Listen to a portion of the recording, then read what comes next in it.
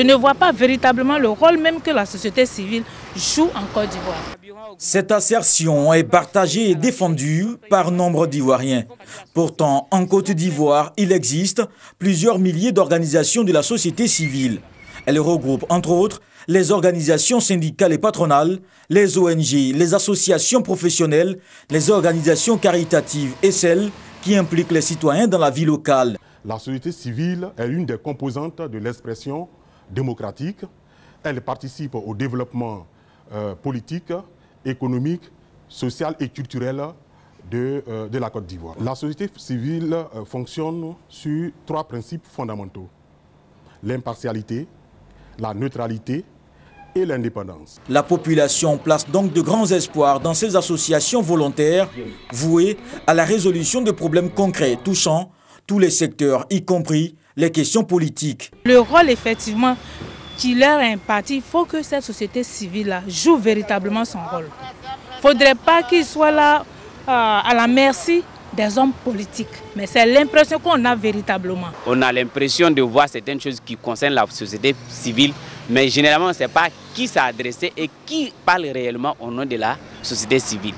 Donc je pense que la société civile, même s'il y a des responsables de la société civile, doivent plus approcher le gouvernement, ce qui concerne le bien-être des Ivoiriens. Face aux critiques, que dit la société civile elle-même? Civis Côte d'Ivoire s'est rendu compte que les citoyens qui vivaient en Côte d'Ivoire ne connaissaient ni leurs droits ni leurs devoirs et ne savaient même pas qu'en tant que simples citoyens, ils sont membres de la société civile. Et donc Civis a décidé de renforcer les citoyens dans leur capacité de compréhension de l'environnement dans lequel ils sont.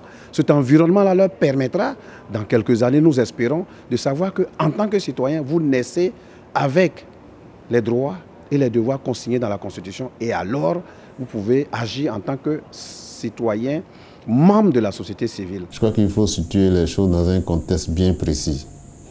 La société civile, comme le définit, ce sont des organisations privées qui ont pour but d'œuvrer pour le bonheur et pour le bien-être des populations de manière générale. La société civile doit intervenir dans les débats politiques d'intérêt national. Mais ça ne fait pas des acteurs de la société civile des acteurs politiques. Je crois qu'il faut pouvoir faire cette précision de taille.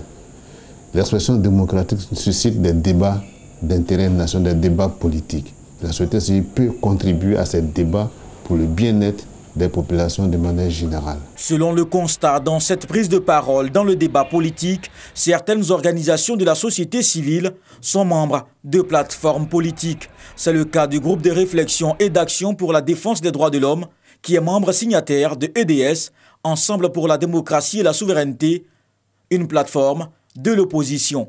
Nous avons adhéré à cette plateforme parce que nous sommes militants des droits de l'homme. Et une plateforme naissait pour défendre les droits de l'homme. Nous avons pensé que ces faits-là, ces principes qui faisaient naître cette plateforme-là répondaient à nos aspirations. Et nous avons adhéré à la plateforme. Pourtant, la ligne de démarcation de la prise de parole de la société civile dans le débat politique est évidente au regard de la loi. Dans l'exercice de ses fonctions, la société civile doit s'efforcer d'être le plus neutre possible. C'est-à-dire quoi? Prenons un exemple. La question de la commission électorale indépendante. La société civile se doit de prendre une position qui, n'est-ce pas, va dans le sens de l'intérêt général, de la cohésion sociale. Elle doit éviter de prendre des positions en s'alignant sur les conceptions déjà affichées par les partis politiques. Dès lors qu'une association membre de la société civile s'affiche avec un parti politique, cette association cesse d'être membre de la société civile. Les choses semblent plus claires. Si la société civile veut être entendue, cela passe par son indépendance dans le débat politique.